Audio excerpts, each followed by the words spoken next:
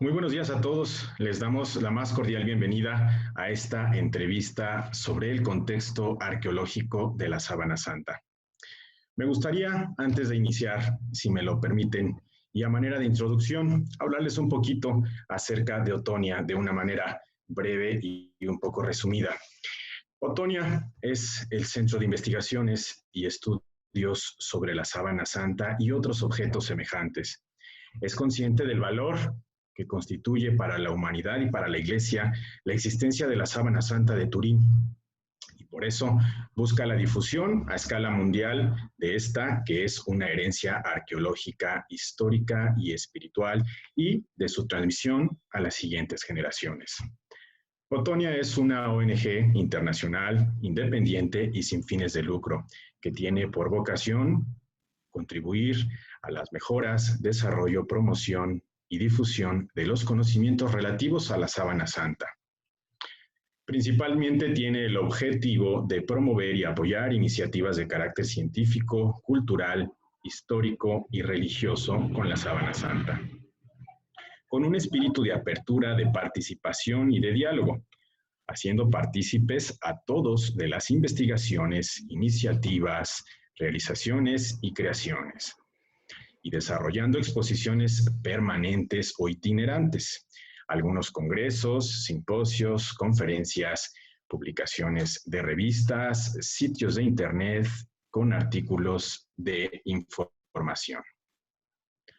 Y bien, pues me presento con ustedes y con mucho gusto. Yo soy Julio César Pineda, arquitecto y parte de este equipo de la exposición itinerante en México de la réplica de la Sábana Santa, coordinador de la visita de esta exposición a las parroquias y hoy con mucho gusto participando en esta entrevista.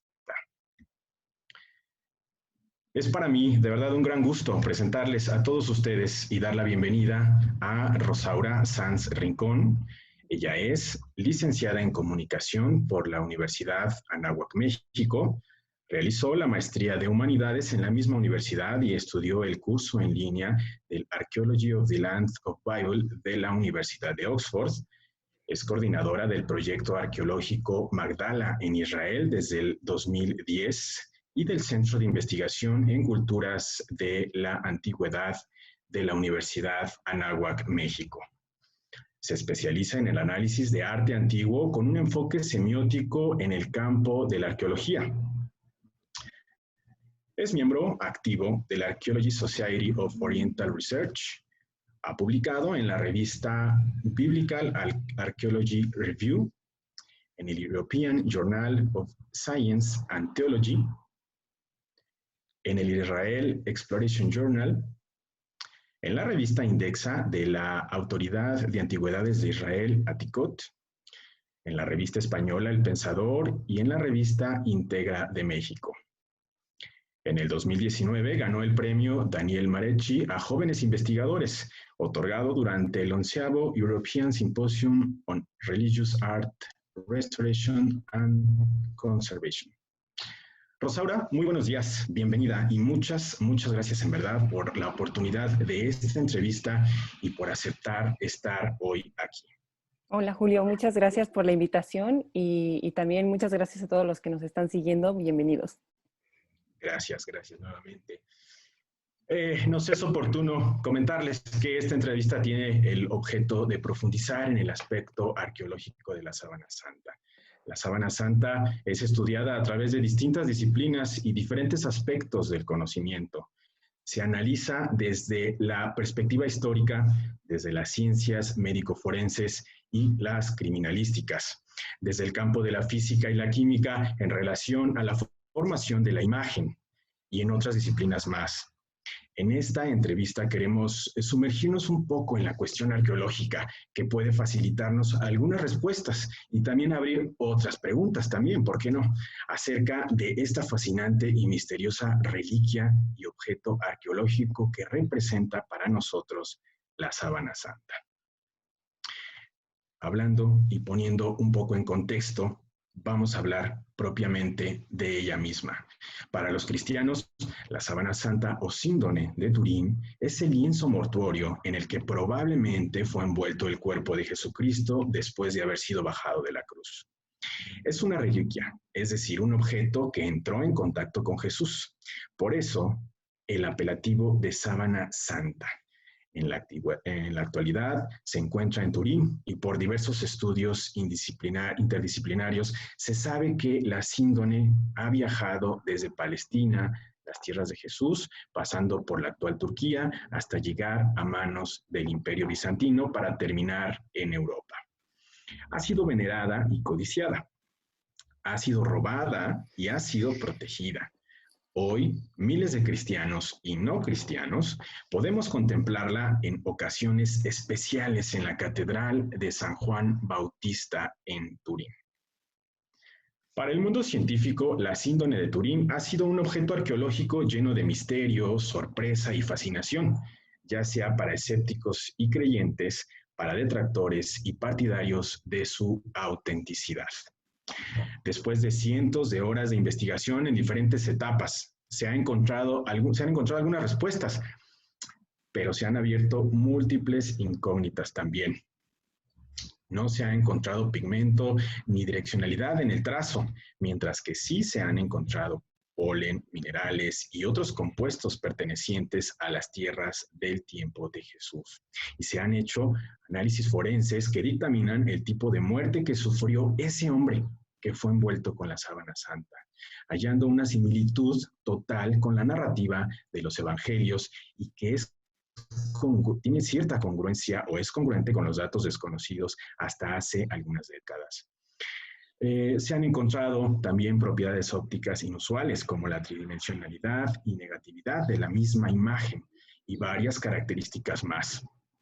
Sin embargo, a pesar de múltiples hipótesis, continúa siendo un reto conocer el proceso de formación de esa imagen, ya que con la tecnología actual no se ha logrado replicar con fidelidad en sus características y proporciones una imagen similar a la que dejó ese hombre en el lienzo.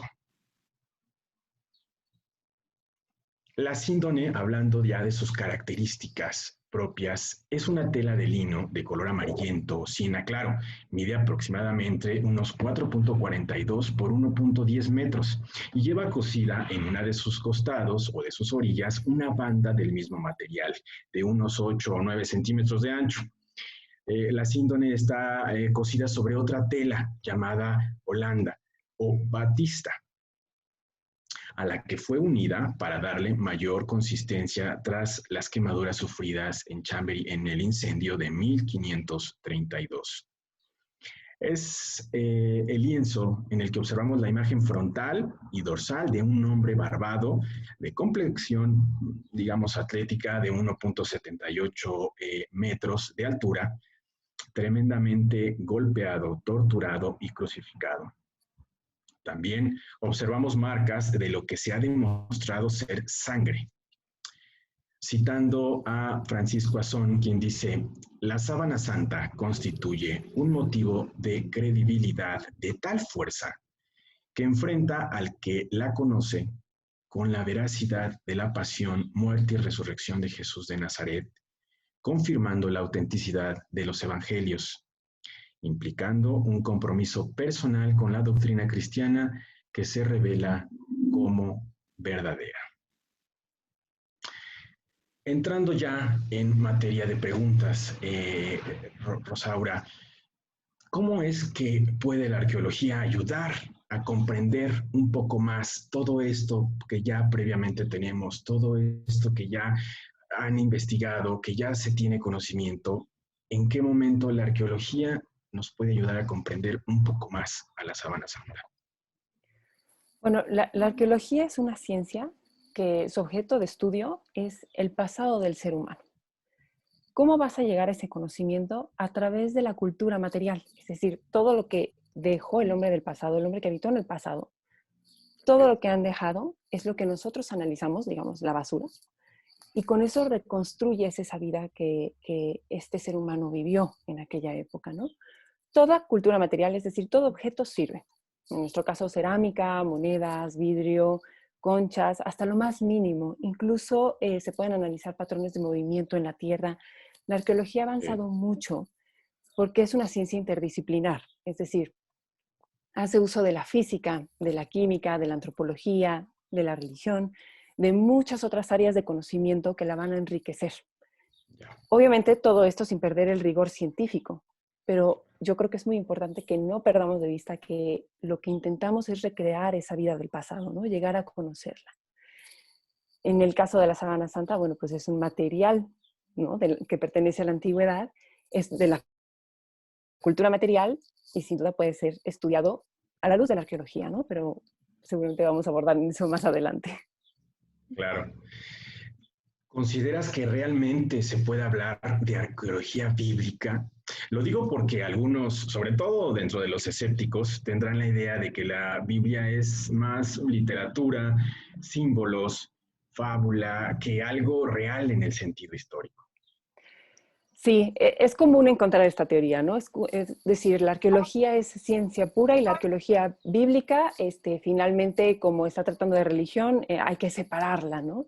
Ok, Entonces tienes nuevas escuelas, como por ejemplo la escuela de Oxford, que ujú, te quiere decir, ¿sabes qué? No es arqueología bíblica, sino arqueología de la tierra bíblica, ¿no? Entonces lo ok, que tratan de hacer es separarlo, pero es muy importante entender que para empezar a entender la antigüedad, ¿no? Y que la Biblia no es un libro exclusivamente religioso. En la antigüedad, ¿no?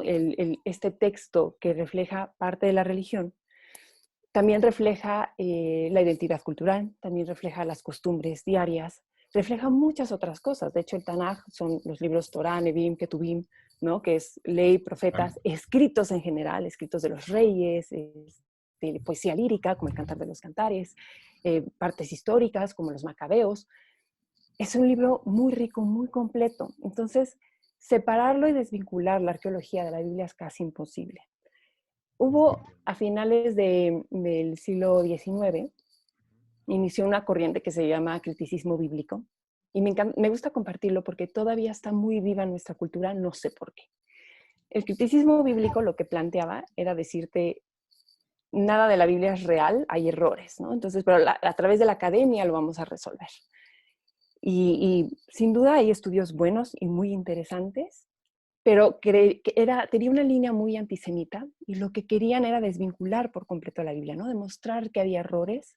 ya, ¿Y qué va a comprobar que el criticismo bíblico se equivocó? La misma arqueología. En 1947 se descubren los rollos del Mar Muerto y con eso queda totalmente destruida esta teoría porque poco a poco la arqueología empezó a comprobar estos lugares que estaban mencionados en la Biblia, empezó a comprobar que las tradiciones existían, ¿no? Cómo era la vida del hombre del pasado. Y ok. entonces, por eso yo creo que podemos hablar de una arqueología bíblica sin miedo a que sea interpretado como algo solamente religioso, ¿no? No hay que perder de vista el contexto. Ok. Y teniendo en cuenta esto, ya en un sentido más particular, ¿cómo es que esta arqueología bíblica, que ya podemos denominar así, a grandes rasgos interviene en el estudio de Jesús de Nazaret? Bueno, creo que a todos los que trabajamos, bueno, todos los cristianos que trabajamos en Tierra Santa, nos encantaría entrar a algún lugar santo y ver algo directo del siglo primero que hable de Jesús de Nazaret, ¿no?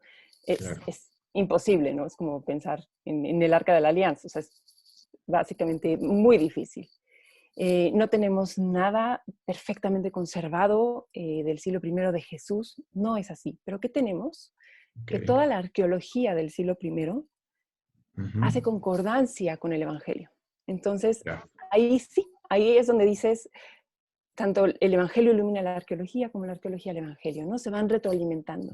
Y entonces no es que tenga la inscripción de aquí estuvo Jesús, la inscripción más antigua es como del 245, el año 245, que sí hace referencia a Jesús como una ofrenda en un altar, como hijo de Dios, la más antigua que hay, pero la idea es que la arqueología te va revelando poco a poco esa cotidianidad del día a día que vivía Jesús y los personajes bíblicos, ¿no? claro. Yo creo que sin duda esto pues siempre representará un reto, ¿no? El objeto de estudio. yo te preguntaría, ¿cuáles piensas que son estos retos que la arqueología tiene en el estudio de un objeto como lo es en particular la sábana santa? Es decir, dada esta complejidad y singularidad de este objeto muy en particular, ¿es lo mismo estudiar, por ejemplo, a la síndone que cualquier otra pieza arqueológica? ¿O qué la diferencia? ¿Qué diferencia ese estudio? ¿Qué similitudes o diferencias podríamos establecer al momento de entrar ya en materia de estudio de este objeto en particular? Bueno, creo que hay que entender que la sábana santa sí es un objeto que pertenece a la cultura material, ¿no? Obviamente puede ser estudiado a través de la arqueología.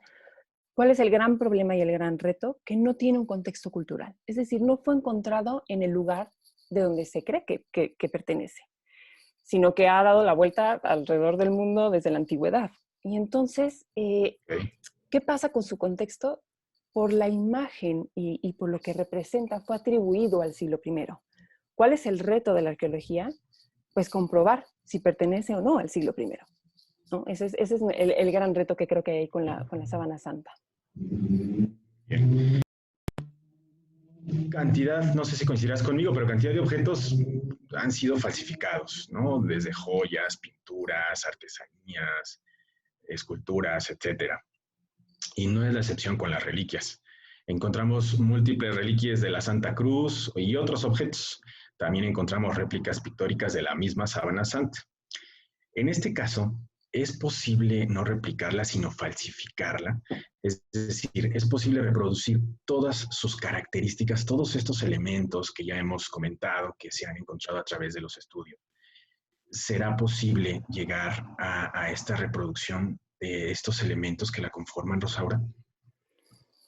Ok, en una deformación de análisis de arte, perdón, lo tengo que hacer, de formación profesional.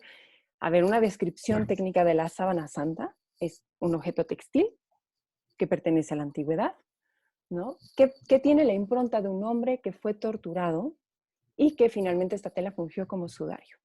Ni fecha ni localización puede ser comprobada. Ok, Ok. aquí. Entonces está atribuida al siglo I, ¿no? Entonces aquí tenemos el reto, vamos a tratar de comprobarlo. Falsificaciones. Existieron, por supuesto. En Edad Media muchas reliquias fueron falsificadas. Vamos a ver. Artísticamente, ¿cuál es el canon de la Edad Media? ¿Corresponde con el de la Antigüedad? No, no, en la Antigüedad tenemos un canon de 7 cabezas, en la Edad Media un canon de 12 cabezas, ¿no? Tenemos movimientos muy distintos, muy complejos, ¿no? Una curvatura sencilla, no son naturalistas, no tratan de reflejar la realidad. Ahí nos Ok. ponían una imagen, ¿no? Que tienes varias reproducciones y ninguna de ellas es tan naturalista como la Sábana Santa. Ya. Reproducción de la Edad Media a través de los ojos del arte, lo dudo muchísimo, porque no nada más se trata del arte, sino que tenemos otro elemento muy interesante, el Ya. conocimiento de la antigüedad, que es la Claro. tortura romana, el estilo de tortura romana, que se junta además con la tradición de enterramiento judío, que es muy difícil que en la Edad Media hayan tenido un conocimiento tan profundo como se presenta en la sábana. Por eso la sábana santa es tan discutida, ¿no? Porque tiene varios Claro. elementos difíciles de comprender. Claro. Definitivamente.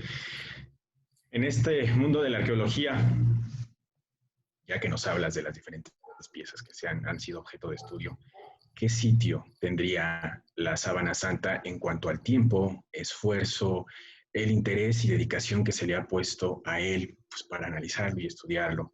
Si lo comparamos, estableciendo una comparativa con otros objetos que también son estudiados, ¿qué sitio tendría en ese sentido la sábana santa? Creo que tiene un lugar muy especial, es único.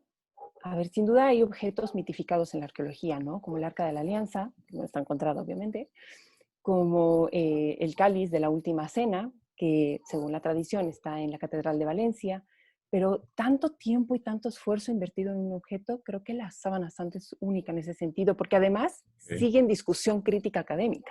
No es que haya terminado y ya hayamos llegado a un consenso, sino que sigue en discusión, ¿no? Es muy especial. Claro, sin embargo, más allá de toda hora de misticismo y misterio que pueden cerrar la misma sábana santa, objetivamente se ha creado polarización y controversia científica. Si se trata, por ejemplo, si se tratara de la momia de Tutankamón o de la tumba de Filipo de Macedonia, podríamos estar tranquilos y dar por hechos sin tanto revuelo, que son auténticas. Pero por el hecho de tratarse de Jesús de Nazaret, ya tiene una implicación que te interpela personalmente. Esto es al menos lo que se ha observado a través del tiempo, que se ha estudiado a la sábana santa. No sé si coincidas conmigo. Eh, si vamos a entrar ya en materia de los elementos que la conforman, si nos profundizamos un poquito más y hablamos particularmente de la tela, del textil, del tipo de lienzo que es la sábana santa. ¿Qué me puedes decir acerca o qué nos puedes compartir acerca de cuando se estudia un textil? ¿Cuáles son los puntos que se analizan?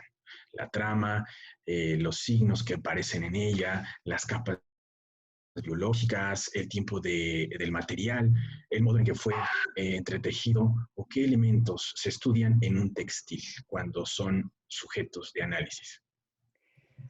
Sí, mira, para no entrar tanto en la técnica del estudio, que no soy tan experta en textiles, ¿no? Porque normalmente en la región de Galilea es muy poco probable que los encontremos, pero creo que ayuda mucho entender el tipo de producción que hay en la antigüedad, ¿no? Pensemos lo siguiente.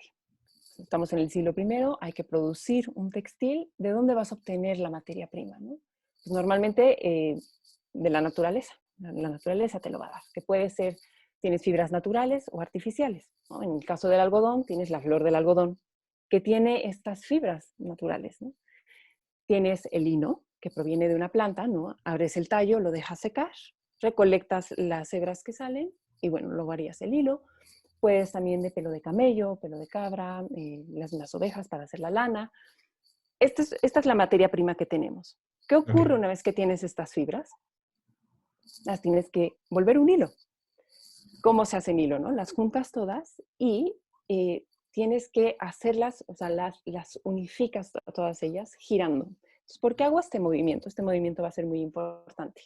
Se utilizan como unas bases que en México se llaman malacates, unas Okay. bases con un hoyito y ahí colocas una varita y sobre estas vas a pasar todas las fibras, ¿no? Y vas a jalar por otro lado hasta que salga el hilo.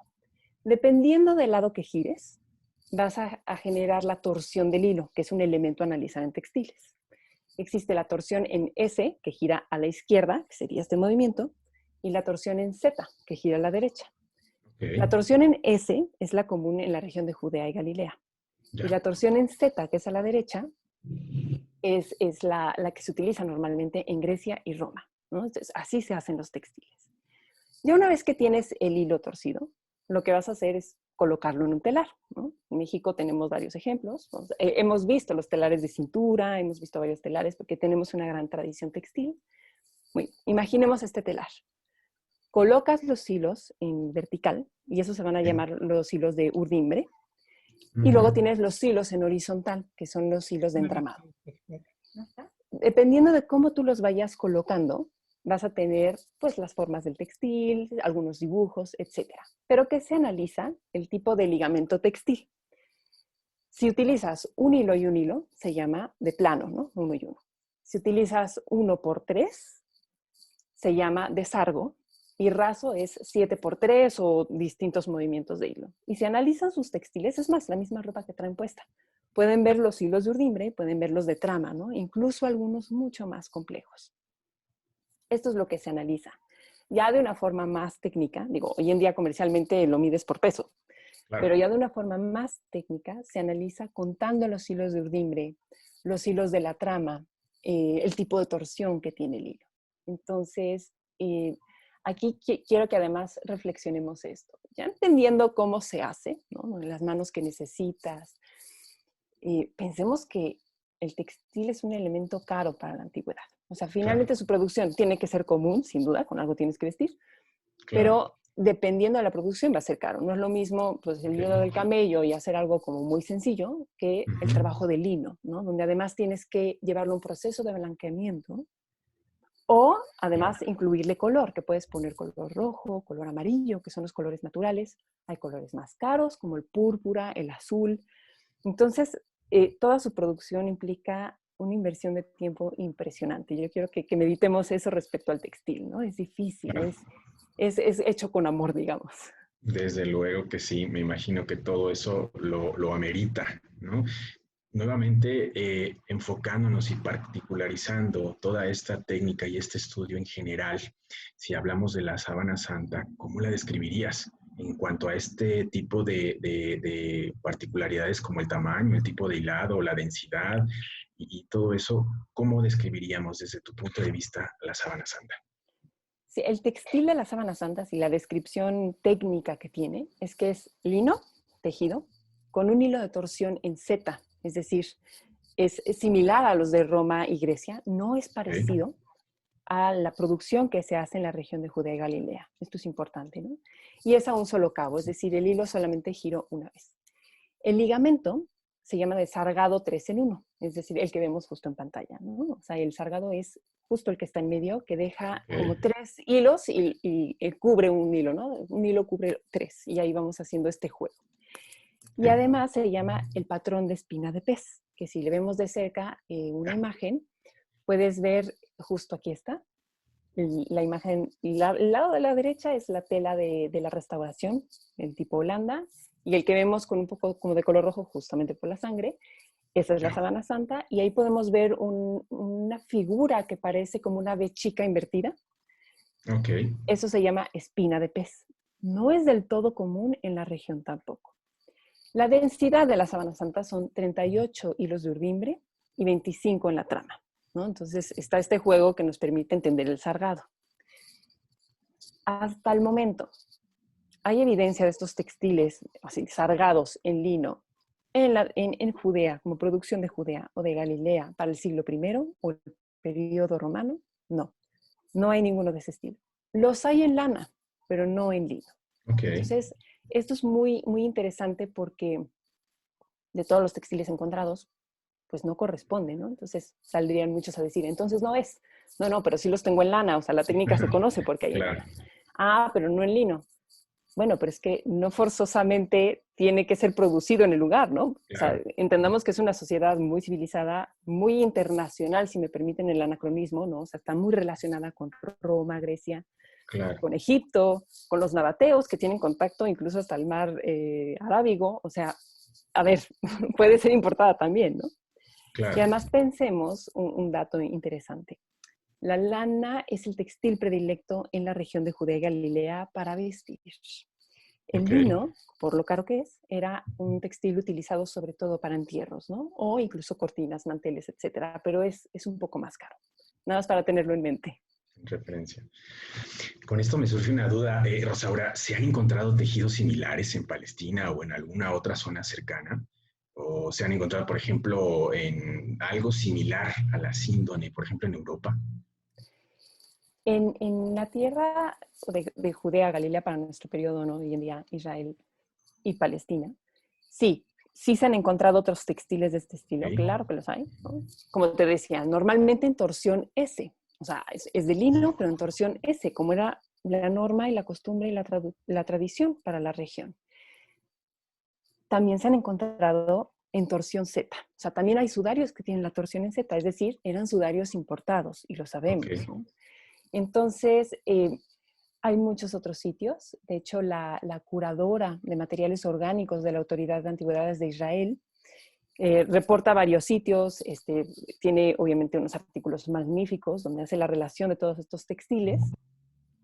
Y reporta, por ejemplo, Nahal Arugot, Nahal David, la tumba de los reyes, Akeldama, que son cercanos a Jerusalén en la región de Judea.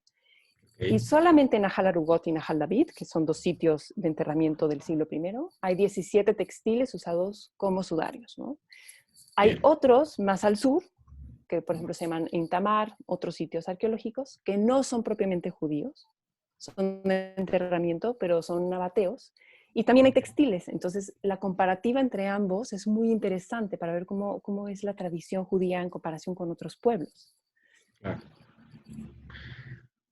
Con esto que mencionas, me gustaría preguntarte si existe, pues no sé, alguna ley, una regulación, ¿no?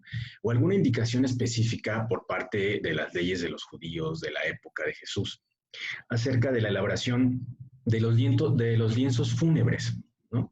El material, el tipo de tejido tenía que cumplir algo en particular, tenía que obedecer a una necesidad o a una ley que marcara las características de estos tejidos o estos elementos. En general, la ley para el judaísmo es vestir de una tela pura. En este sentido, todo lo puro va a ser lo permitido por la ley, ¿no? Así lo vamos a entender. ¿Cuál es la pureza para estos textiles? Efectivamente, que sean de un único material. Es decir, el judío de la antigüedad no viste con materiales mezclados, por ley. Obviamente tendremos judíos que lo van a hacer, ¿eh? No, no todo el mundo sigue la ley. Es como hoy en día que no todo el mundo va a misa los domingos, ¿verdad? Vamos a tener esos casos y en arqueología los podemos observar. Pero si nos vamos exclusivamente a las fuentes, ¿y qué nos dice la ley judía? Sí, tienen que ser textiles puros, que no estén mezclados. Es decir, si tu túnica es de lino, completa es de lino. Si tu túnica es de lana, completamente va a ser de lana. Esto se llama shatnez, ¿no? El que esté mezclados los textiles. En otros sitios sí se encuentran estos textiles mezclados, en los sitios judíos no tanto. Ahora, si me preguntas, esto, para los enterramientos, ¿cómo funciona? No está tan claro el tipo de textil que debe de ser. Sabemos por la tradición y por las huellas arqueológicas que son normalmente en lino para este periodo. O sea, esto es importante, ¿no? Es para este periodo. Claro. ¿Qué dicen las fuentes judías, la ley judía al respecto? Que el cuerpo va a ser cubierto con una tela limpia. Ya está. Eso es todo lo que necesitamos saber, ¿no? Lo que sí piden es que sea de un color natural, ¿no? O que sea de color blanco. Entonces, más bien, la ley pide que sea de color blanco, pero por la riqueza y la dificultad de recursos, obviamente estamos hablando que la mayoría utilizaba el color natural, ¿no? Que es mucho más sencillo de obtener. Incluso en las huellas arqueológicas lo que tenemos es que, como es un lienzo de lino, normalmente son utilizados en segundo uso. Es decir, eran cortinas, eran manteles, eran otros materiales, lo cortan y sobre eso envuelven al cuerpo. ¿Por qué? Porque es muy caro. Hay gente que va en el periodo, justamente en el periodo del Segundo Templo, así específicamente en la época de Jesús. La gente invertía muchísimo dinero en los lienzos funerarios, ¿no? Esto es mientras el templo está en pie. Entonces, por eso tenemos los materiales importados. Después de que cae el templo de Jerusalén, más o menos para el año 120, 130, hay un rabino que dice, no tiene sentido que gastemos tanto, y entonces decae, ¿no? Ya empiezan a ser textiles mucho más sencillos. Ya no son importados, ya no son con estos fuerzas o tan cerrado el ligamento textil. ¿Por qué? Porque tratan de ser más sencillos, ¿no? Lo que importa es la resurrección y el juicio ante Dios, no cómo te entierran. Pero es verdad que para el periodo de Jesús, digamos, para el siglo I temprano, sí es muy importante la riqueza del material. Claro. Vamos a hablar un poquito acerca del carbono 14. Antes de continuar y de hacerte la pregunta, me gustaría para contextualizar un poco más. En 1988, la síndone ha sido datada entre 1260 y 1390. Los medios de comunicación de todo el mundo se hicieron eco de esta comunicación, declarando sin más que la síndone era una falsificación. Hasta la actualidad, dicha conclusión ha quedado grabada en el imaginario colectivo y en lo poco que se conoce sobre la reliquia en general. Bastantes han sido los estudios que han puesto en clara evidencia la inviabilidad de dicha prueba. ¿Qué nos puedes decir tú acerca de esta prueba y de esta datación por carbono 14? ¿Cómo funciona? Además, contrastando la experiencia y el conocimiento que tienes sobre la técnica con el protocolo realizado por los laboratorios en 1989, ¿qué nos podrías decir? ¿Cómo la realizaron? ¿Cómo se hicieron estos estudios? ¿Qué metodología, qué procedimientos siguieron? ¿Tú consideras que fueron válidos? A ver, entendamos el carbono 14. Es un estudio isotópico, es decir, nuclear, analiza los átomos del carbono y a partir de eso se puede datar una pieza de material orgánico, solamente material orgánico, ¿no? Es un gran elemento de estudio. En 1940 que se descubre, empieza a ser como un boom, ¿no? Todo trata de ser analizado con el carbono 14, etc. Pero atención aquí, no es el único material que puede ser analizado con un estudio isotópico. hay otro tipo de estudios también, ¿no? O sea, el carbono 14, bueno, probablemente es el más popular porque nos lo enseñan en la escuela, pero hay mucho más, ¿no?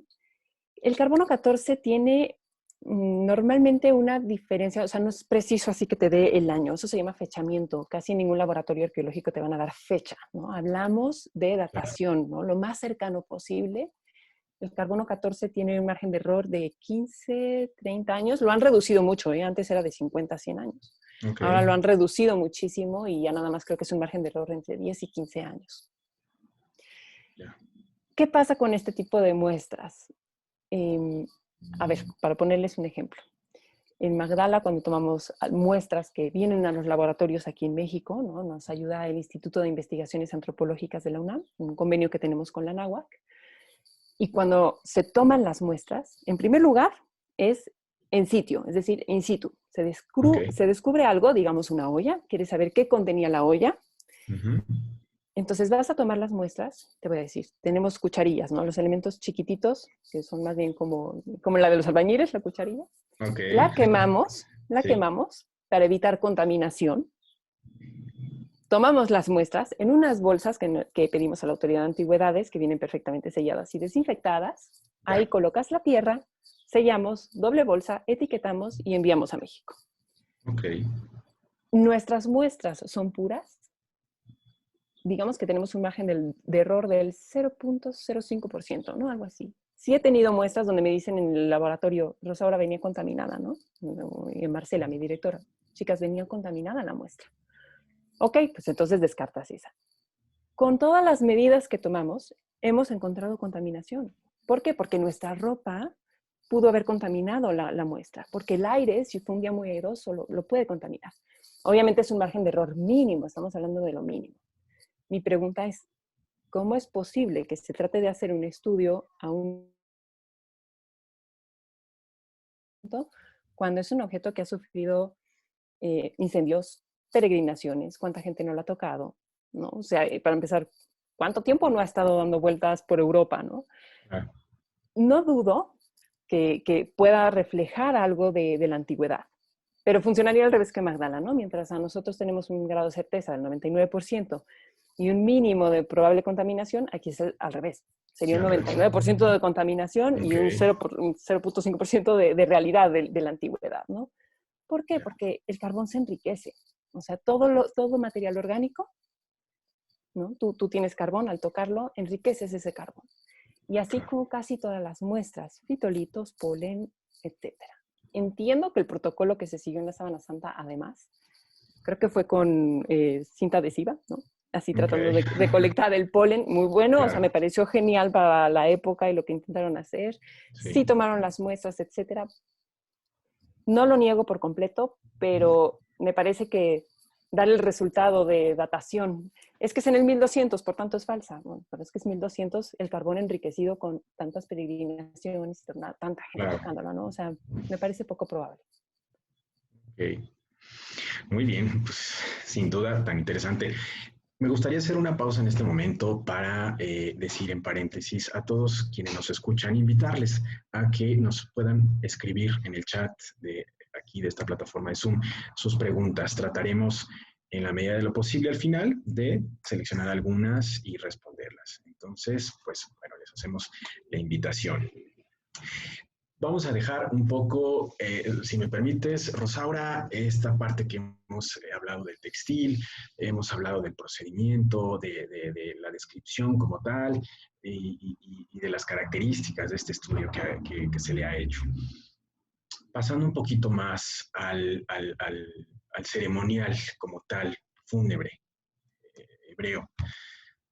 Definitivamente es imposible afirmar, ¿no? Con veracidad al 100% que el hombre de la síndrome es Jesús de Nazaret. Además que nuestra fe, pues no está cimentada en eso, no depende de ello. Sin embargo, sí hacemos una comparación rigurosa de los padecimientos que sufrió Jesús, tal y como lo narran los evangelios. A la par de los signos estudiados en la Sábana Santa, las más probabilidades de que se trate de la misma persona son muy elevadas. Existen estudios probabilísticos en los que la certidumbre es casi absoluta. Esto lo menciono porque conociendo esas similitudes podemos utilizar a la sábana santa como un espejo de los acontecimientos de la pasión y crucifixión. Si pasamos entonces ahora a esta parte, me gustaría antes leerles este relato sobre la muerte, el funeral de Jesús, que dice, cuando tomó Jesús el vinagre, dijo, todo está cumplido, e inclinando la cabeza, entregó el espíritu. Los judíos, como era el día de preparación, para que no quedasen los cuerpos en la cruz el sábado, porque aquel sábado era muy solemne, rogaron a Pilato que se les quebraran las piernas y los retiraran. Fueron pues los soldados y quebraron las piernas del primero y del otro crucificado con él. Pero al llegar a Jesús, como lo vieron ya muerto, no le quebraron las piernas, sino que uno de los soldados le atravesó el costado con una lanza y al instante salió sangre y agua. El que lo vio lo atestigua y su testimonio es válido, y él sabe que dice la verdad, para que también vosotros creáis. Y todo esto sucedió para que se cumpliera la escritura. No se le quebrará hueso alguno. Y también otra escritura dice, mirarán al que traspasaron. Después de esto, José de Arimatea, que era discípulo de Jesús, aunque en secreto por miedo a los judíos, pidió a Pilato autorización para retirar el cuerpo de Jesús. Pilato se lo concedió. Fueron, pues, y retiraron el cuerpo.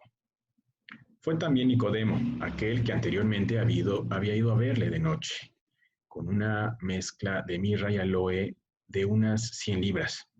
Tomaron el cuerpo de Jesús y lo envolvieron en vendas con los aromas conforme a la costumbre judía de sepultar.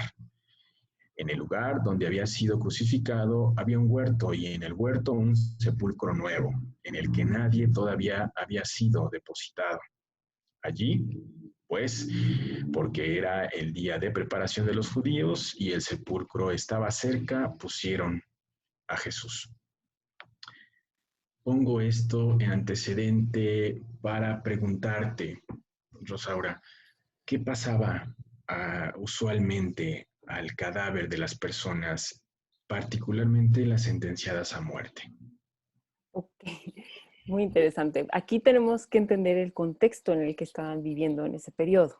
Tenemos una ley muy fuerte religiosa, ya entendimos que es religiosa, social, de identidad cultural, etcétera, ¿no? En esta complejidad que implica la ley judía, que atención, para ese tiempo no está escrita más que obviamente la Torá, ¿no? Tenemos los libros sagrados, pero no tenemos los textos rabínicos. Estos fueron escritos en el siglo II, pero relatan a la perfección la tradición del siglo I. Podemos entender la tradición gracias a estos textos, pero además tenemos que entender que están bajo el dominio de Roma. Entonces también está el derecho romano. Tenemos que entender en este contexto qué pasó exactamente con el personaje histórico de Jesús, ¿no? Tratemos de entenderlo. Ese es un hombre que es sentenciado a muerte, o sea, es un hombre acusado de sedición contra Roma, está acusado por las leyes locales, que sería la ley judía, y ellos dicen, tiene que morir, perfecto. Pero nadie puede morir si no está autorizado por el gobierno en poder, que sería Roma. Entonces lo acusan de sedición y entonces aplica los términos romanos que es summa supplicia, es decir, 3 penas de muerte dolorosísimas, horrorosas que aplicaba Roma como para dar una lección y que nadie tuviera la intención de hacer sedición. Claro. En Oriente hay otras más comunes para la región de Roma, ¿no? Pero en Oriente la más común es la crucifixión. ¿Qué pasa con el cadáver del que es muerto por sedición? Bueno, puede ser pedido por los familiares, pero normalmente Roma no entregaba sus cuerpos. De hecho, hay relatos horrorosos, ¿no? En Roma cortaban la cabeza, le clavaban alfileres, clavos a la lengua, y todo eso tenía que ser presenciado por los familiares. Y además no vas a hacer un ritual mortuorio, ¿no? Porque recuerda que el César reina sobre lo material y sobre lo espiritual, porque es el sumo pontífice. O sea, este era el papel, ¿no? El emperador quería demostrar que él tenía el poder incluso en tu otra vida. Esto es fuerte. Entonces, ¿qué pasa? Que no eran entregados los cuerpos normalmente, pero sí podían ser pedidos. Ahora, la ley judía, volviendo a este punto, ¿no? Tenemos una familia y unos amigos de Galilea que vienen a las fiestas a Jerusalén, vienen a la región de Judea y se encuentran con la muerte repentina, el juicio y la muerte repentina de su rabí, de su maestro. Okay. ¿Qué va a decir la ley judía respecto a este cuerpo? Les voy a leer el tratado de Shemajot, que es el tratado rabínico que habla exclusivamente sobre los rituales mortuorios, ¿no? Dice, no negamos los ritos de duelo a los ejecutados por el gobierno. Ahora, ¿cuándo comienzan a contar los días de luto? A partir del momento que el cuerpo es entregado a los familiares. Ya. Y que si es que es entregado, ¿no? Y si los familiares no desesperan en su súplica y logran obtenerlo, y no pierden la esperanza y no roban el cuerpo, ¿no? Si el cuerpo es robado, entonces también será juzgado por ley. Todos estos elementos ayudan a alumbrar un poquito más el evangelio, ¿no? Porque dices, ok, por eso Nicodemo le pidió el cuerpo. Ok, José de Arimatea, perdón. Por eso José de Arimatea va y pide el cuerpo. Por eso estaban haciendo conspiración de que iban a robar el cuerpo. Por eso, porque esto es lo que nos dicta la ley, ¿no? Normalmente no era entregado, pero en el caso de Jesús sí fue entregado el cuerpo. Ok. En el caso del ceremonial funerario de Jesús, ¿qué diferencias tendría, Rosaura, con respecto al que se hacía tradicionalmente, ¿no? Con esta metodología que se hacía en esos tiempos? Quizá nos puedas explicar un poquito para poder comprender o imaginarnos un poco más cómo era el funeral judío del siglo I. ¿Qué podríamos saber de esto como para establecer esta comparativa con respecto al de Jesús? Ok, entendamos cómo funciona el funeral en general, ¿no? El funeral judío. Lo primero era, bueno, fallece el familiar. Okay. Entre los familiares limpian el cuerpo y lo ungen, ¿no? O sea, primero lo ungen, luego limpian el aceite junto con todo lo que pudiera salir, y después es envuelto en este sudario que se llama takrigim, ¿no? Perfecto, hasta aquí estamos bien. Después de eso, el cuerpo era levantado y el mismo día, esto sí lo marca la ley, el mismo día que muere tiene que ser enterrado, tiene que ser sepultado, no enterrado, sepultado. Okay. Lo llevan los familiares, lo meten en un sepulcro y solamente para este periodo, para el periodo romano, tenemos este tipo de sepultura muy, muy peculiar en el que se deja podrir el cuerpo, digámoslo así, en un pudridero, que es el sepulcro. Okay. Se coloca el primer día, al tercer día se visita, solamente para checar que si esté muerto y que no haya sido catalepsia, ¿no? Básicamente por eso lo marca la ley. Al tercer día se visita, al séptimo día se vuelve a visitar la tumba, se hace un baño de purificación ritual para los familiares, y al año siguiente de la muerte regresarían, abren esta tumba, recolectan los huesos y los colocan en un osario, que es una cajita de piedra tallada, y los osarios van perfectamente marcados, ¿no? Con los nombres de familia, con el nombre de la persona, con símbolos religiosos, esperando la resurrección. Esto es muy particular del siglo I.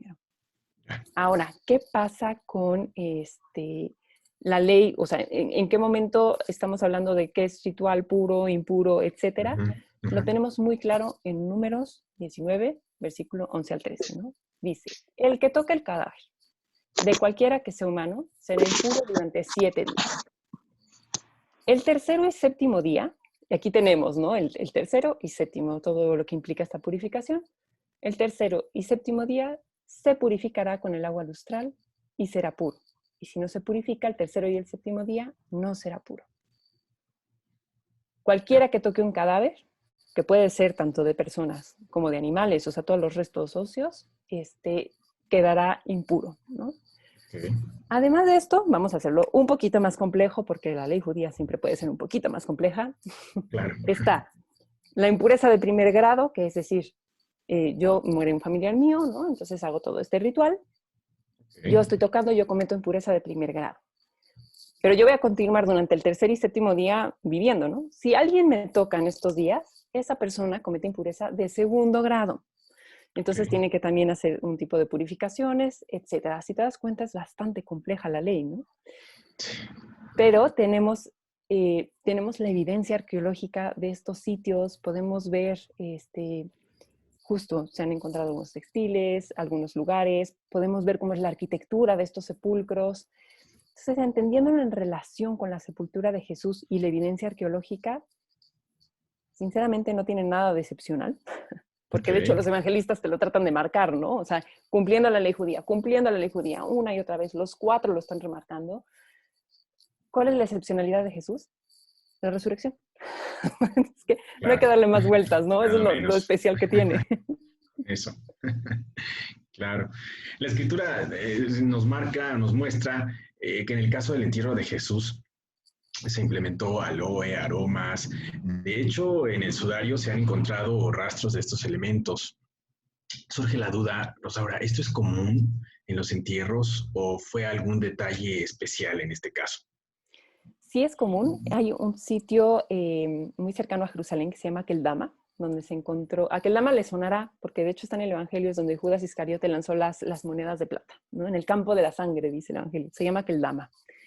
Ok. Está muy cerca de Jerusalén, digamos, en la parte de los muertos de la necrópolis. Y ahí se encontraron varias tumbas donde hay algunos restos óseos con todavía algunas partes del sudario pegadas a los huesos, y estos sudarios sí tienen evidencia de mirra y especias. Además de que la ley, digo, estas ya son las fuentes judías de nuevo, hay un Ujú. tratado que es el de Shabbat, que te marca qué sí puedes hacer y qué no puedes hacer en Shabbat. Ok. Y te dice, ¿qué pasa si se muere alguien en Shabbat? ¿Qué puedes hacer y qué no puedes hacer? Y ahí sí lo tienen clarísimo, ¿no? Puedes ungir el cuerpo y después lavarlo, siempre y cuando no muevas alguno de los miembros, porque si apenas está falleciendo o algo, podrías acelerar su muerte. Pero puedes ungirlo, puedes, incluso la traducción literal sería lo que nosotros entendemos como amortajar. Ok. Eso sí lo puedes hacer en Shabbat. Lo que no podrías hacer es toda la procesión funeraria, ¿no? Eso no se haría y te esperas hasta el día siguiente por ser Shabbat. Pero entonces aquí la ley judía nos da la clave. Tienes que ungirlo y limpiarlo. Ahí está. Perfecto.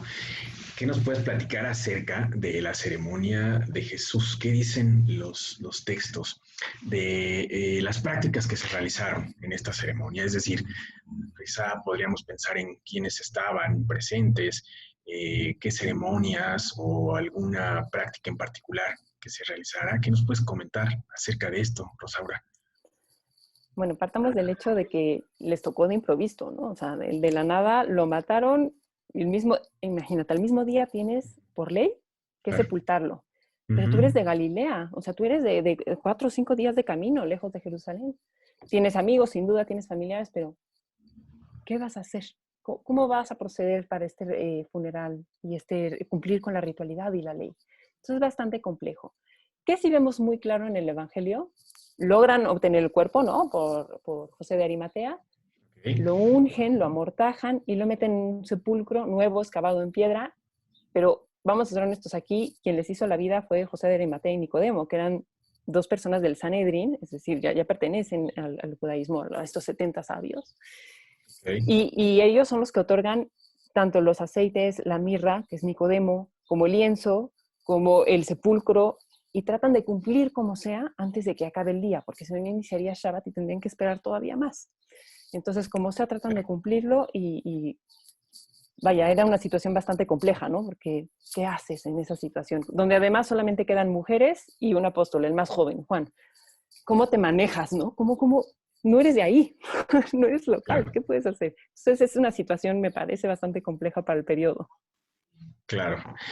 Pero entonces, ¿por qué aparece que no fue lavado el cuerpo de Cristo? ¿Por qué parece que no tuvo este proceso? Porque encontraron manchas de sangre, tierra en el sudario, como de alguien que realmente no fue purificado según la ley judía. Ok, mira, hay muchas teorías al respecto. He escuchado varias interpretaciones de la ley.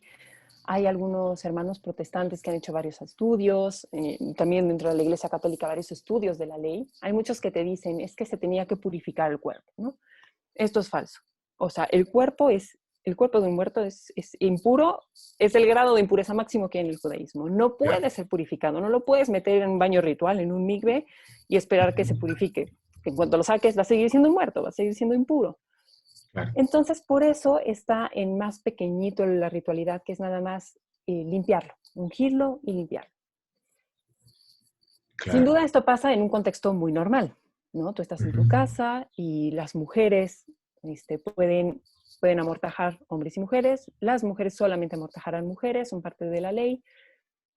Vemos que eso se cumple en el Evangelio, pero dices, ¿por qué no lavaron el cuerpo? ¿Por qué nada más tiene los aceites? ¿Por qué? Exacto. Ujú. Pensemos esto, vamos de nuevo. Siglo I, Jerusalén, estamos muy cerca del desierto de Judea. Jerusalén para el siglo I, ¿cómo obtiene agua? De captación de lluvia. Y entonces tenemos las cisternas, sí, por supuesto, hay muchos baños rituales, todo está muy bien conectado, claro que está el agua, pero estamos en la necrópolis, o sea, estamos en las afueras de la ciudad, porque obviamente un crucificado va a morir fuera de la ciudad, ¿no? O sea, va a ser un cuerpo impuro. ¿Cómo consigues agua Claro. en la mitad de las montañas de Judea, en Jerusalén? Sí, sí, sí. Que además, ok, bueno, puede haber un río, puede haber, sí, sí, o sea, podríamos conseguirla. ¿Cómo la Ok, transportas? ¿No? ¿Con qué exacto. jarroncitos? Tienes las Ahora, ánforas, ¿no? O sea, no voy a traer el ánfora grecorromana gigante que son para aceites y ahí voy a traer el agua. ¿Cómo la transportas? Que además estamos hablando de mujeres. claro. Ok, mandemos a Juan, perfecto. ¿Cómo? ¿Cómo va a proceder esto? Es bastante complejo. Que además consideremos esto. Todo objeto que vaya a ser traído para el ritual tiene que ser roto, o sea, va a quedar impuro. Si es cerámica, lo vas a romper. Si es bronce, lo vas a tener que purificar. Es muy compleja la ley en ese sentido. ¿Cómo en unas pocas horas que tienes para enterrar un cuerpo vas a poder conseguir agua, aceite, sepulcro? O sea, está en una situación muy compleja. No creo que haya podido ser limpiado el cuerpo simplemente porque era muy difícil el acceso a agua. Simplemente así. Simplemente. Rosa, ¿será posible para alguien de la época medieval pensar en los detalles, todos estos detalles sobre el enterramiento judío, como para poder replicarlo en la sábana santa? Así, un pintor que dijera, voy a pintar con todos los elementos del siglo I, ¿no? Exacto. La verdad, lo dudo muchísimo, porque para empezar, a partir de la destrucción del Templo de Jerusalén, la ritualidad judía va a cambiar mucho. Ok. Para la Edad Media ya tenemos otra tradición rabínica muy fuerte, o sea, ya estamos hablando de Maimónides, etcétera. O sea, ya no se lleva a cabo la ley y la tradición del siglo I. Para el año 140 ya era muy distinto el entierro. Ok. No creo que en la Edad Media tuvieran el conocimiento del siglo I. No creo que hayan tenido también el contexto perfecto arqueológico de cómo son las torturas en Roma, ¿no? Los tipos de látigos que se utilizaron. O sea, sería demasiado pensar como en el siglo XX, pero aplicado en la Edad Media. No creo que haya sido una réplica Sí. medieval en ese sentido. Ok. El sudario de Oviedo es otra reliquia cuya evidencia parece apuntar a que en realidad se trata del sudario o tela menor, de menor tamaño, ¿no? Que cubrió la cabeza de Cristo. Se han realizado estudios de sangre que corresponden a los hallazgos de la síndone de Turín. El sudario es mencionado en los evangelios, que fue el que hallaron doblado sobre el banco de piedra junto a la síndone. Me gustaría preguntarte, ¿es común el uso de este tipo de sudarios en en los entierros contemporáneos al de Jesús? Sí, de hecho, hay justo el entierro que les decía de aquel dama en Ben Jimón, o sea, es decir, tenemos dos torrentes, ¿no? Que dividen Jerusalén, el torrente Cedrón, Kidrón en hebreo, Ujú. y el Ok. torrente Hinnom, que casi no se menciona el Hinnom, pero corren así, rodean la ciudad, básicamente. En el lado de Hinnom, en el campo de aquel dama, fue encontrado una tumba perfectamente sellada, y en ella un Ujú. cuerpo que no les dio tiempo de ir a recoger los huesos y colocarlos en el osario. Entonces, Ok. este cuerpo sí está cubierto todavía con su sudario y además tenía esta tela colocada en la cara, ¿no? Entonces vemos que Claro. sí es una tradición. La verdad, detalles de este pequeño sudario de Oviedo desconozco, pero Ok. sí es una tradición judía. Ya. El hecho de que hoy podamos tener dos objetos que estuvieron en contacto directo con Jesús en el momento de su muerte implica forzosamente que sus discípulos tomaron estos lienzos para conservarlos. ¿Cómo cotejaríamos la posesión de estos objetos con los discípulos según la cultura y la religiosidad judía? ¿Qué opinas al respecto?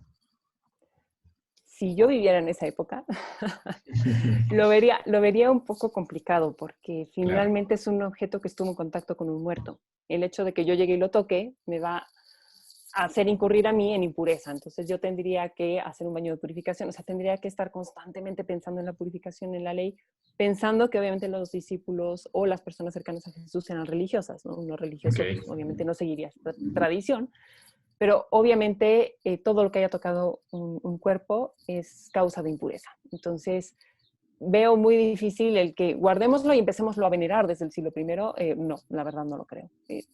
Eso hace bastante complejo el estudio de la sábana santa, ¿cierto? Y la comprobación, pero no creo que haya sido venerado desde el momento uno, digamos. claro. Aprovechando que tocas este tema de la impureza, Rosaura, me parece muy interesante lo que piensan los historiadores como Ian Wilson acerca del motivo por el que la sábana santa se ocultó de alguna manera por muchos años, debido a lo que mencionas sobre las impurezas del cadáver. Sería difícil para los discípulos de Jesús admitir la posesión de un lienzo mortuorio, motivo por el que serían lapidados inmediatamente, ¿no? Por esta razón, conservaron el lienzo doblado de manera que solamente se podía observar el rostro. De esto encontramos múltiples referencias como códices bizantinos. Así, justificados por la leyenda piadosa como la de la Verónica, que quiere decir vero icon, verdadera imagen, podrían conservar en el lienzo sin riesgo a ser usados por profanadores, ¿no? O para, más bien, por ser acusados de que profanaban, ¿no? Me gustaría pasar ahora, si me permites, a la parte del sepulcro, para conocer un poquito, para imaginarnos, los que no, a lo mejor no tenemos idea de cómo es esto, cómo eran las tumbas, qué características tenían los sepulcros de aquel tiempo. Ay, perdón, es que me estaba quedando sin pila, entonces estoy aquí en las conexiones. No te preocupes. A ver, los sepulcros son decididos, o sea, la ley marca que tienen que ser cavados en piedra, ¿por qué? Para poder cumplir con la sepultura. Tienes otros tipos de entierras, ¿no? Tumbas de tiro, tienes la tradición romana es, por ejemplo, quemar los cuerpos, ¿no? Y conservar las cenizas. Uh-huh. El judaísmo, por el tipo de sepultura y por el tipo de enterramiento, tiene que ser algo excavado en piedra. Para evitar la constante impureza que vas a hacer, Okay. generalmente se construye una antecámara, Ya. ¿no? Que permite como este espacio en común, donde aquí van a estar los osarios de todos tus familiares antepasados. Y dentro, ¿no? O sea, un poquito más hacia adentro, vas a tener lóculi o coquín, que se llama en hebreo, que son estos pequeños espacios donde vas a colocar el cuerpo, que es el pudridero, ¿no? Aquí lo colocas con el sudario, el cuerpo se descompone, luego colectarás los huesos, los pondrás en el osario y ahí está, ¿no? Para el siguiente familiar. Okay. Casi exactamente. Estamos viendo aquí una fotografía de los lóculi o estos coquín, que es donde se colocan los cuerpos. Uh-huh. Y vemos como una parte más común, normalmente ahí estarían los osarios. Okay. Básicamente es así la arquitectura de los sepulcros, ¿no? Y justamente, esta es la imagen de un osario precioso que está en el Museo de Israel, que es el de la familia Claro. de Caifás, justamente, Ya. ¿no? Este sacerdote famosísimo por el Evangelio, que obviamente tenía bastante poder adquisitivo y por eso tenemos un osario tan hermoso.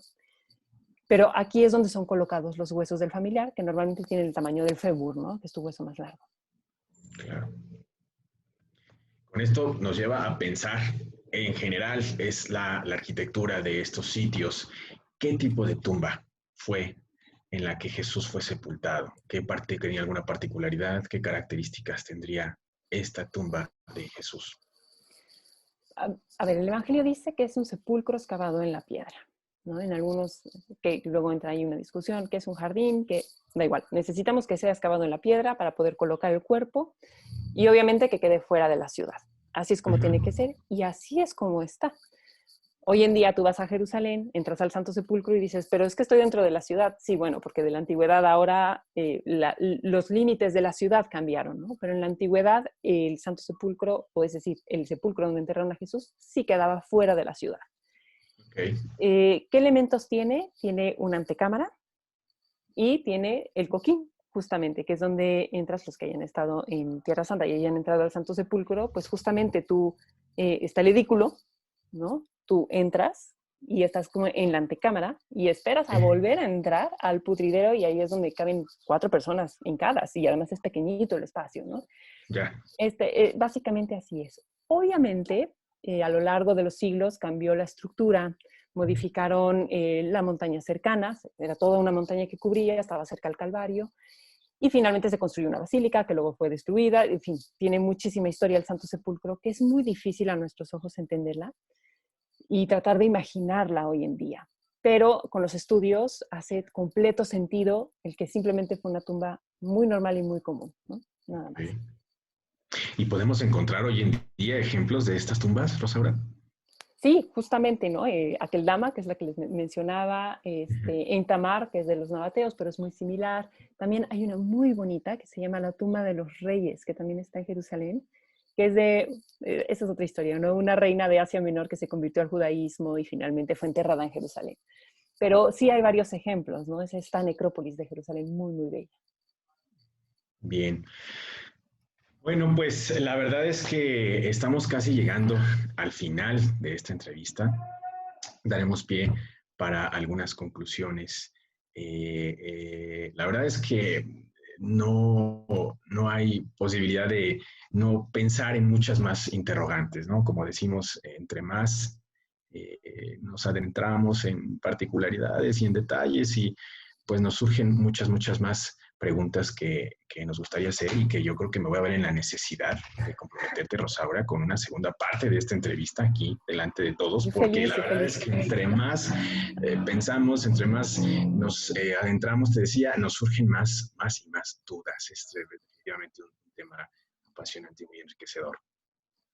Pues no sé, te doy la palabra, Rosaura, si quieres, a manera de conclusión, decirnos algo, compartirnos algo.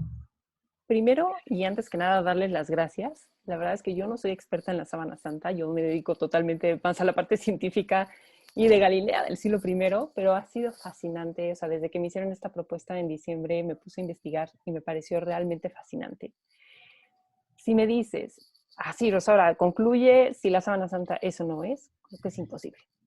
No se puede, ¿no? La Sábana Santa ya vimos, no corresponde con los textiles, pero no quiere decir que no podamos, que tengamos que abrir nuestros horizontes, ¿no? Investigar más. A lo mejor el textil proviene de Egipto, a lo mejor proviene de Sudán, a lo mejor proviene de la costa del mar Arábigo, ¿no? O sea, ¿por qué descentrarnos y cerrarnos solamente a Roma y Grecia? ¿Por qué tenemos que decir, como no me dio la información, entonces lo es verdadera? Ninguna de las dos es la correcta. Ayer estaba leyendo a un amigo que es doctor en arqueología y rabino a la vez. Y decía, el hecho de que lleguemos académicamente a un consenso no quiere decir que sea verdad. Quiere decir que hemos dejado de preguntarnos críticamente acerca de lo que estábamos discutiendo. Creo que la Sábana Santa justamente hace eso. Nos reta constantemente a discutir críticamente tanto el objeto como nuestra fe. No hemos llegado a ninguna conclusión, ningún estudio, nunca nada ha concluido. Eso es impresionante, ¿no? Si es medieval, si es antigua, sí. Pero no deja de cuestionarnos y lo interesante es que seguimos estudiándola críticamente. Entonces creo que la invitación es a eso, ¿no? A seguir todas las fundaciones como ustedes que hacen estas investigaciones, que las difunden, visitar Tierra Santa, visitar Magdala, son bienvenidos. Seguimos en el Centro de Investigación en Culturas de la Antigüedad de la Anáhuac, que también hacemos investigación más arqueológica. Pero finalmente de eso se trata, ¿no? De siempre retarnos e investigar más. Definitivamente. Pues yo en lo particular también, a manera de ir concluyendo, me gustaría dejar en claro que, bueno, definitivamente lo hemos mencionado, la fe no depende de la autenticidad de esta reliquia, pero que para los cristianos es un espejo, una huella de amor que Dios nos tuvo. Nosotros siempre compartimos con los guías, o los guías comparten a su vez también con la gente cuando tenemos estas exposiciones en los diferentes sitios en donde ha habido posibilidad, tanto en las parroquias como en los institutos, en poder identificar, sí, el dolor tan tremendo, ¿no? El horror traducido en amor, ¿no? Finalmente fue un momento de agonía, de azotes, de una tortura impresionante que se traduce de ese tamaño fue el amor. Entonces, quedarnos definitivamente con eso en mente y no solamente con la imagen de un muerto, sino de Cristo resucitado, ¿no? no quedarnos con la parte del dolor, sino tomarla en cuenta para lo que sigue después, ¿no? La misteriosa formación de la imagen, los coágulos sin romper, la ausencia de signos de putrefacción, por ejemplo, y cito cuando mencionan, no dejaré a mi siervo conocer la corrupción, que viene en el Salmo 16. Estos signos podrían indicarnos que es la imagen y que se plasmó en el momento de la resurrección. En lo personal creo que en el testimonio de la Sábana Santa nos dice, tomando las palabras del Apocalipsis, yo soy el que vive, estuve muerto, pero ahora vivo para siempre y tengo en mi poder las llaves de la muerte y del abismo. También me parece importante dejar en claro para los creyentes y los no creyentes que el lienzo es un reto a la razón, efectivamente, Rosaura, como comentabas, aún para la ciencia sigue siendo un misterio y que aunque seamos o no creyentes, siempre podamos abrirnos de manera humilde por justicia a la razón y a la verdad, a explicaciones que vayan más allá de lo que esperaríamos de la realidad. Exacto. Pues me gustaría ahora dejar espacio a estas preguntas que amablemente nos han hecho favor de escribir en el chat. Aquí tomaremos con mucho gusto algunas de ellas para responder y las otras, pues, con posterioridad las pondremos en la página de Facebook de la Sábana Santa. Sábana Santa MX es la página de Facebook, que por cierto aprovecho en este momento para compartirles una noticia que nos acaban de hacer favor de llegar aquí nuestro staff, al que por cierto le agradecemos también esta transmisión, el que nos estén apoyando ahí detrás Monse. Que esta entrevista para todos quienes pues desafortunadamente por cuestiones de trabajo, de conexión o alguna otra situación no hayan podido estar presentes, estará ahí en la página de Facebook para que puedan compartirla con alguien más que consideren que le puede venir de utilidad o volver a verla, ¿por qué no? Y surjan más preguntas. Ahí, con todo gusto, serán contestadas todas ellas. Sin embargo, ahorita, por cuestiones de tiempo, contestaremos no unas más, no por menos importantes ni más. Entonces, ahora nos va a hacer favor mi compañero Mauricio de hacernos favor de hacer llegar estas preguntas. Sí, preguntan. Según la ley judía, si alguien moría derramando sangre, ¿no se debería lavar el cuerpo?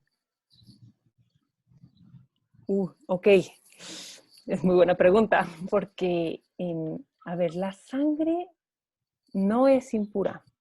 Esto a veces los católicos he visto que tenemos esta confusión. Yo misma la tenía, llegué, la dije en Israel y por supuesto mi compañero rabino dijo que, perdona, ¿qué te enseñaron a ti? Entonces, digo, ha sido aprender muchísimo a lo largo de los años. La ley marca que la sangre no es impura. La sangre impura es la de la menstruante. La sangre del difunto es impura, pero ¿por qué es un cuerpo difunto?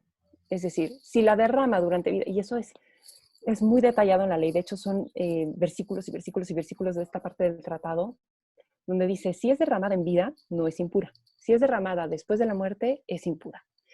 En el caso de Jesús es interesante porque vemos cómo, a ver, con la lanza, ¿qué te está diciendo? ¿No? Sale lo último de sangre y agua al final, es decir, ya no quedó ni una sola gota. Es decir, la sangre la derramó en vida.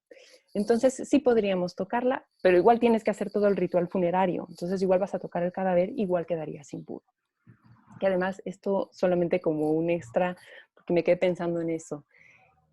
A veces tampoco nos coinciden con la ley los días, ¿no? Pero en los días judíos que empiezan en el anochecer, tiene todo el sentido que al tercer día, es decir, el domingo, María Magdalena es la primera que va. ¿Y por qué va María Magdalena? Por la ley. Tiene que ir al tercer día, ¿no? Como nos marca números, como nos marca la tradición judía. Va al tercer día a revisar. Obviamente, imagínense la esperanza de esa mujer, que tú ibas a revisar que sí hubiera estado muerto y que siempre queda un rasgo de esperanza de que haya sido catalepsia. En el caso de María Magdalena, pues viendo que había salido agua, es decir, ya no queda nada, y después de este tipo de tortura que tuvo, era imposible, ¿no? Entonces, con la mínima esperanza, tuvo la respuesta que cualquiera de nosotros esperaría, ¿no? Verdaderamente está vivo. Que, perdón, no sé si respondí porque era más respecto a la sangre, pero sí, en efecto, la sangre en el judaísmo solamente en la muerte, ¿no? El muerto es lo que es impuro. Por aquí preguntan, ¿La sábana santa tiene algún rastro o huella de la persona que lo amortajó? Aquí se le preguntaría más bien a los expertos porque, a ver, arqueológicamente si tengo que responder sería muy difícil, muy difícil. En la parte de la ritualidad no hay algo donde el familiar deje una huella. La huella se echa hasta un año después en el osario que se marca el cuerpo de la familia, ¿no? Pero no sé si en la sábana santa hay algo. Me parece un poco difícil que en arqueología pudiéramos comprobarlo, pero no sé si los estudios de la sábana santa tengan algo al respecto.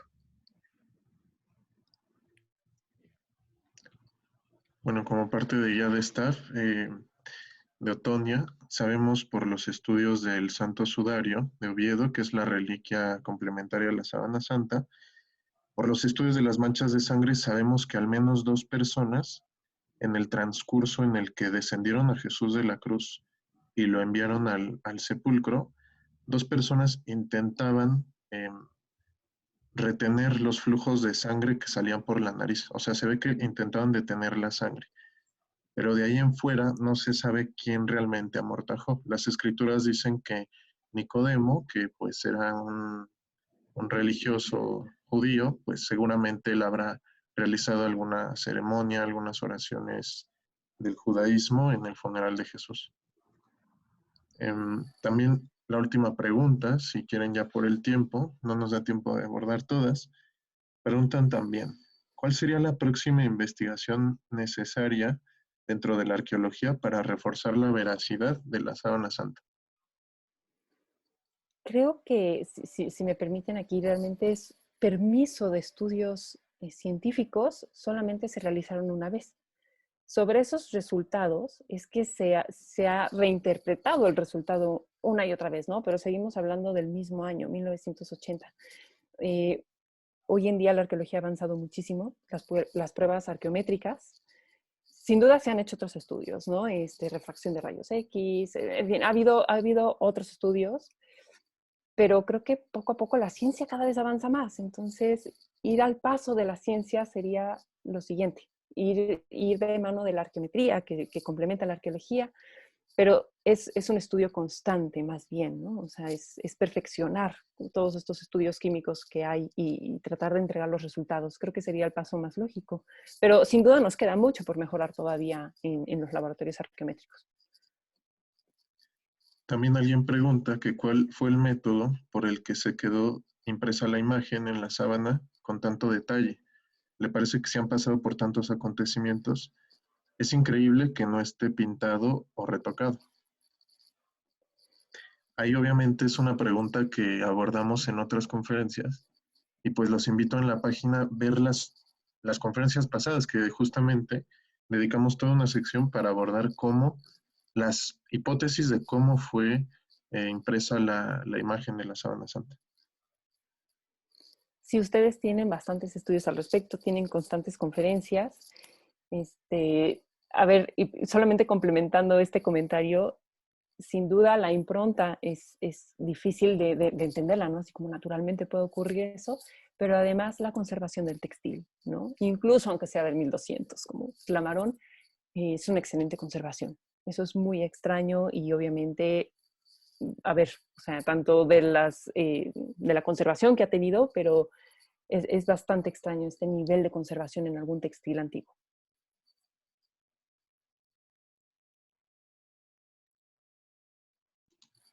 Excelente, Julio, si quieres concluir. Sería todo. Muy bien, pues les reiteramos que, pues bueno, seguiremos respondiendo a las demás. Gracias, gracias a todos los que tomaron el tiempo de escribir por ahí.